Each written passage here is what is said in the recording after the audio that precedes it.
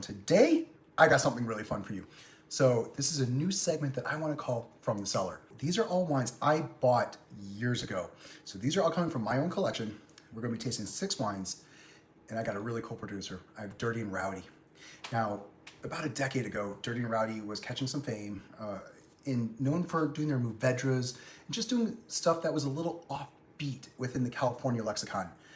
He's rebranded now as Wine Co. Yeah, and making more wines, but still with his own little sort of thing. So the first one we have is the 2014 Dirty and Rowdy Chardonnay.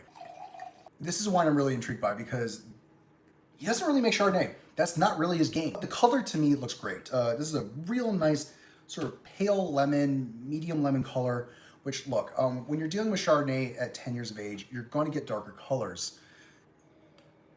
Smelling like classic Chardonnay. This isn't that big, rich, creamy thing that you expect from California. There's a lot more lemon peel, citrus flavors, florals. Wow, a bit of kumquat and nectarine. So some of the age does come through a bit on the palate. There's a really beautiful rounded feel. But this acid still just shreds. I am beyond shocked in a great way at this.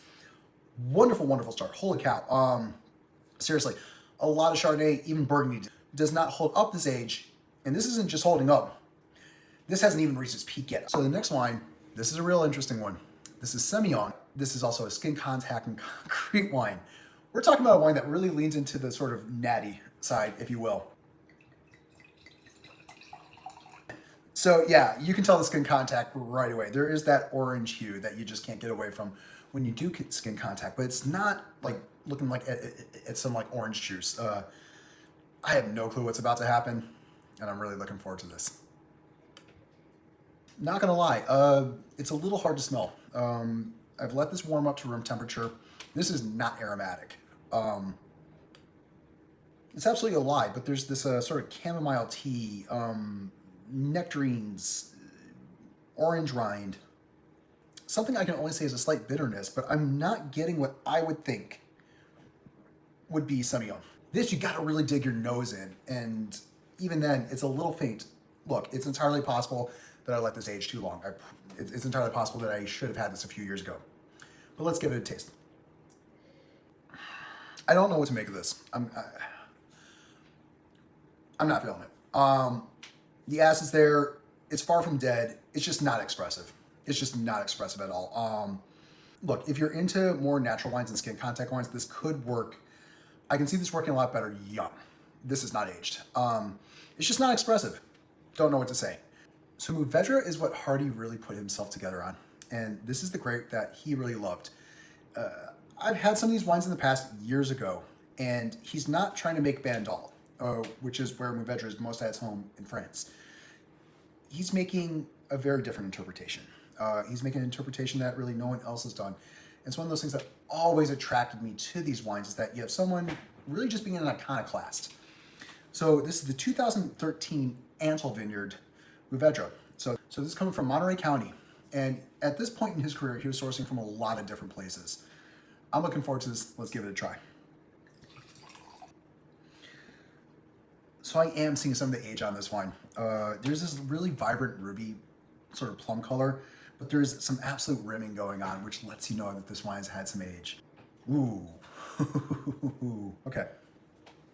So, personally, I absolutely love Mourvedre.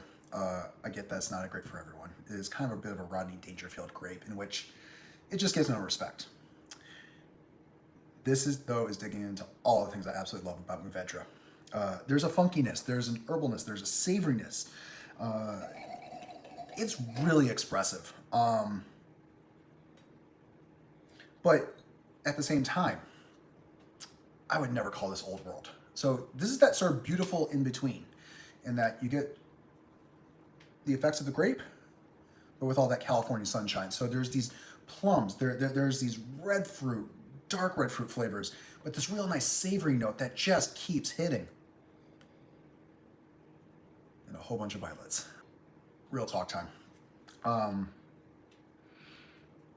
That's absolutely delicious. Complete on the palate. There's still some youth to it.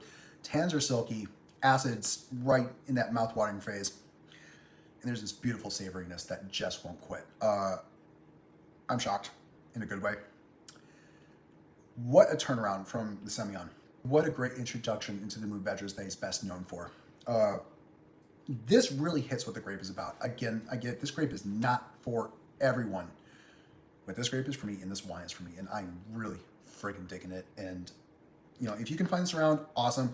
But also, seriously, look at Wineco. Yeah, he does a lot of Mourvedre still. That's working. That's working. This is the 2013 Shake Ridge Ranch from Amador County. This was one of his sort of like premier wines. I've enjoyed these wines in the past. It's been a long time since I've had this. I was looking at my tasting notes. It's been a minute, but I have noticed that I've really enjoyed it. Cannot wait to try it. 10 plus years on, let's get into it. One of the things I'm noticing right away is that this has an old world color. That might sound odd, but this doesn't have that sort of purple hue that you will get from a lot of just New World wines. Look, the New World Sea Sun. This gets into that ruby, that sort of darker red color. So I said old world on the color, on the nose, different topic. But it's not New World in a bad way. Actually, it's New World in a delicious way. I am getting a bit of bubblegum. I don't know if there's been some carbonic maceration that's gone on here, or whole cluster. There's something that gives me that sort of like bubblegummy, but there's a lot of strawberry, raspberry, cherry, with that nice little savory herb that almost goes a little green, if that makes sense. Yeah, wild. So some of that strawberry, bubblegummy, raspberry comes through, but like the whole feel is just so savory. Elegant almost. Not something I would normally expect with Mourvedre. This says 13.4 alcohol, which I actually think really works great. This is not trying to be boozy. It's held back like a lot. And look, this is a thick-skinned grape, so a thick-skinned grape should generally see a bit more alcohol. But this brings a bit of elegance to it. Yeah, I'm feeling it. I'm really feeling it. Like, this wine is a bit all over the place for me, but not in a bad way. Like, I don't know how to really explain it more than that. Like, I'm constantly between two worlds, and it's really delicious, but it's savory at the same time. But it's delicious, savory, delicious, savory. Hey, what I can say is I'm really impressed that it's held on this long, but it's also thriving. This is a vibrant wine and really beautiful. The 2014 Shake Ridge Ranch. Same region, same grape, same winemaker, different vintage. Let's get into it.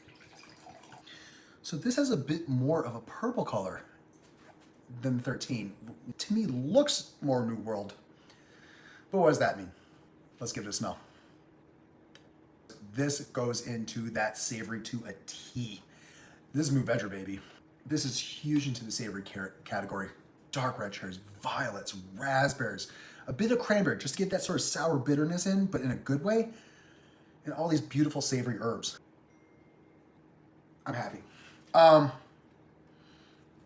Unexpected in great ways. This is a complete wine. Silky on the palate, tannins integrated, but still there, acid, all the savoriness I noted on the nose.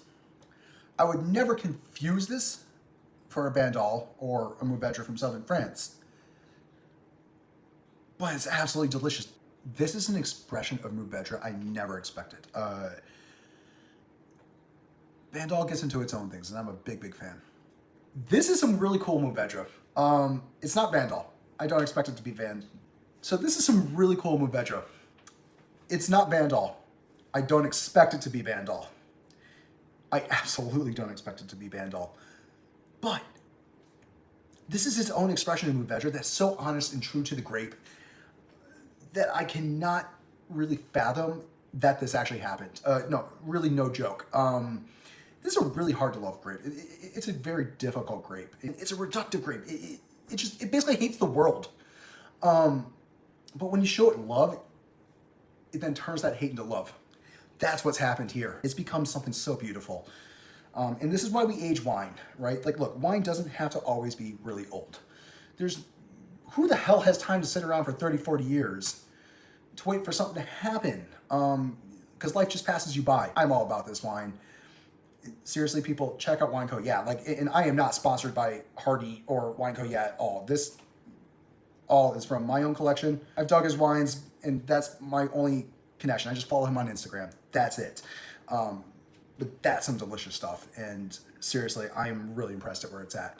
And so our final wine is the 2014 Santa Barbara Highlands from Dirty and Rowdy. This has been a really impressive lineup. I'm not gonna lie, I did not expect this. I didn't know where these things were gonna go. Wines can fall apart with age. On the whole, these have not. So this is our last wine, and I cannot wait to try it. Let's give it a go. This is showing that tapering at the edge. I'm not gonna lie, I'm a little nervous about to get my nose in it, because wines that have looked like this in the past for me usually fail.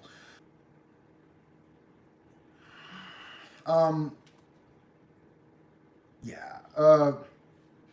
There's a lot of strawberry and raspberry, and there's berry fruits, but this is lacking the depth of the other three Mourvedres. There's a bit of a cidery note that I'm not really digging. This is getting into the, it kind of is falling apart way. It's not like an old world wine where things have gone rancio and it just looks like dishwater. But it's lacking.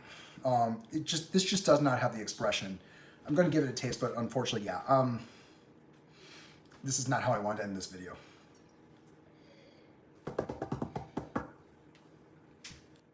This is what happens when we age wine, people. And this is why I'm glad I did this video.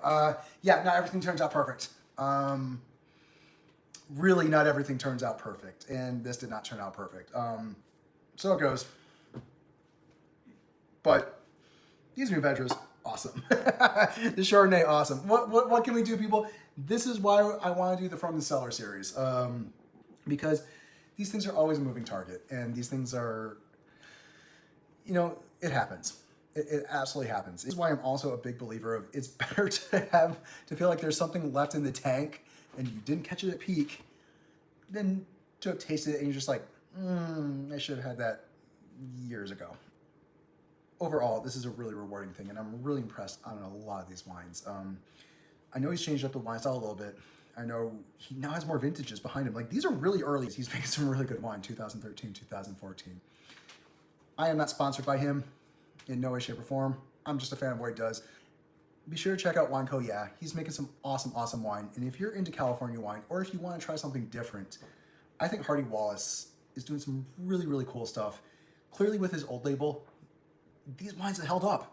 But on the whole, these wines have held up and they've gotten better. So only imagine what he's doing now.